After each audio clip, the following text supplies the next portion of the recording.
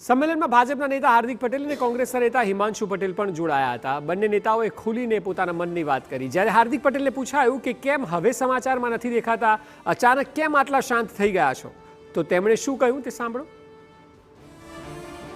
પહેલા તો એ 4-5 વર્ષના સામાજિક અને 1 વર્ષના રાજકીય જીવનમાં એટલો ખ્યાલ આવ્યો કે વિરોધની રાજનીતિ કરતાં સકારાત્મક રાજનીતિ કરવામાં ઘણા બધા ફાયદા છે।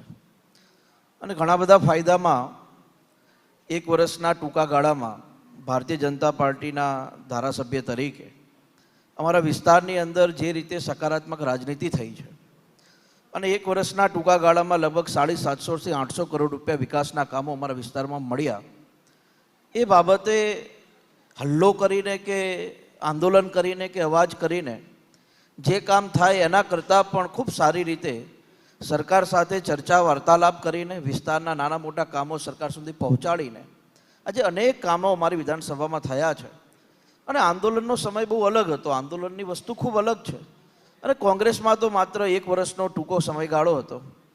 ઘણીવાર હવે આનંદ થાય છે કે 1 વર્ષનો ટૂંકો સમયગાળો મારા માટે લગભગ 5 વર્ષનો લાંબો સમયગાળો હતો એ પ્રમાણે દેખાતું હતું, પરંતુ 1 વર્ષના ટૂંકા ગાળામાં સમજીને આજે દેશમાં પ્રધાનમંત્રી મોદી સાહેબના નેતૃત્વમાં જે સકારાત્મક રાજનીતિ થઈ રહી છે એની સુવાસ અમારા વિસ્તાર સુધી પહોંચી છે, એનો મને વિશેષ આનંદ છે। અને ઘણી વખત હલ્લો કરવો કે અવાજ કરવા કરતાં પણ ઘણા કામો ખૂબ શાંતિથી પણ લોકો માટે સારી રીતે થઈ શકે, આનો પણ મને વિશેષ આનંદ છે। સાથે જ સંમેલનમાં કોંગ્રેસના નેતા હિમાંશુ પટેલે કહ્યું કે લોકશાહીમાં મજબૂત વિરોધ ખૂબ જ જરૂરી છે અને રાહુલ ગાંધી અત્યારે એકમાત્ર અવાજ છે કે જે લોકોની સમસ્યાને વાચા આપી રહ્યા છે।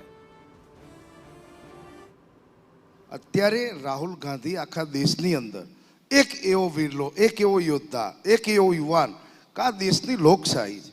આપણો દેશ કોઈ રાજાઓનો કે કોઈનો ગુલામી કરવાનો દેશ નથી। મતથી હાર્દિકભાઈ ધારાસભ્ય બન્યા તો એમને એમના વિસ્તારની પ્રજાને વધુ કામ મળે અને એમના વિસ્તારના 2-5 આગેવાનો કે 50-100 આગેવાનો વિપક્ષનો રોલ કરતા હોય તો એને પણ હજી હાર્દિકભાઈ જાગૃત રહે કે ભાઈ વધુ સારું કામ થાય। અત્યારે જે રાજનીતિ ચાલી રહી છે, અત્યારે જે બધી ચારે બાજુ જે ચાલી રહ્યું છે એ આવનારા સમય માટે હું આ મારું રેકોર્ડિંગ કરી લેજો, આ લોકશાહી માટે ને આવનારી યુવા પેઢી માટે બહુ જ ઘાતક થવા। એના માટે વિપક્ષ શું કરે છે? રાહુલજીની યાત્રા નીકળે, તમે જ બતાવો। જો હું ત્યાંથી જ આવ્યો, મારું કમિટમેન્ટ હતું કે હું આજે યાત્રાના પહેલાં મેં હા પાડી દીધી હતી કે મારે અહીંયા આવવાનું છે।